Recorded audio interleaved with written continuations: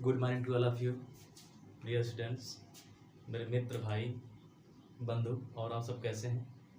एक बार फिर से राठौर क्लासेस में आपका हार्दिक स्वागत करता हूं। तो आइए आज हम जानते हैं कि शिक्षा के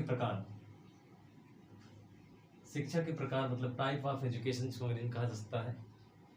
पहला पार्ट हमारा है औपचारिक शिक्षा, जिसको हम अंग्रेजी में बोलते हैं फॉर्मल एजुकेशन। अब औपचारिक शिक्षा क्या है? वह शिक्षा जिसके लिए समय, पाठ्यक्रम, स्थान निश्चित होता है, वही हमारा औपचारिक शिक्षा कहलाता है। अगर हम औपचारिक शिक्षा का उदाहरण देखते हैं तो यहाँ पे देखिए उदाहरण लिखा गया विद्यालय, कोचिंग, विश्वविद्यालय। कहने का मतलब ये है कि विद्यालय में भी टाइम पीरियड, पाठ्यक्रम और स्थान निश्चित होता है। सेम कंडीशन कोचिंग का भी होता है, वही विश्वविद्यालय का भी होता है कि हम एक निश्चित हमारा समय होता है, निश्चित समय से हमारा क्लास स्टार्ट होता है। आफ्टर कंप्लीट होने के बाद समय पूरा हो जाता है, फिर वो क्लास ओवर हो जाता है।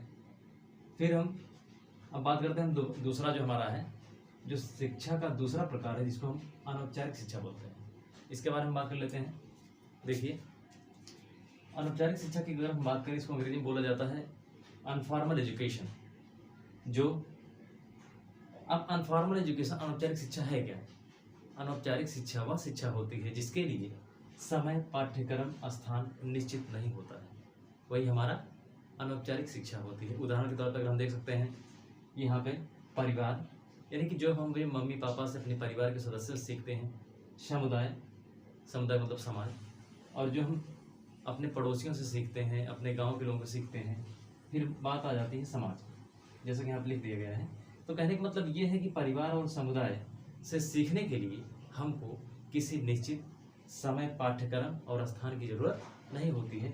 उसी के अंतर्गत आपका आ जाता है मुक्त विश्वविद्यालय, OER, ओपन एजुकेशनल रिसोर्स के अंतर्गत।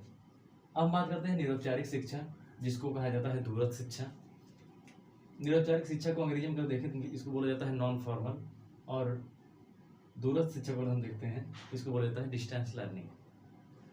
अब निरौपचारिक शिक्षा क्या है? वह शिक्षा जिसको ग्रहण करने के लिए हमको इन सब चीज़ों की जरूरत ना हो, दोनों की, जिसको हम पत्राचार के माध्यम से सीखते हैं। जैसे हम कह सकते हैं ऑनलाइन टीचिंग, जब हम, या मान लीजिए यूट्यूब के माध्यम से सीख रहे हैं, या हम गूगल के माध्यम से सीख रहे हैं, ये सब हमारा किसके अंतर्गत होता है? निरौपचारिक शिक्षा के अंतर्गत होता है।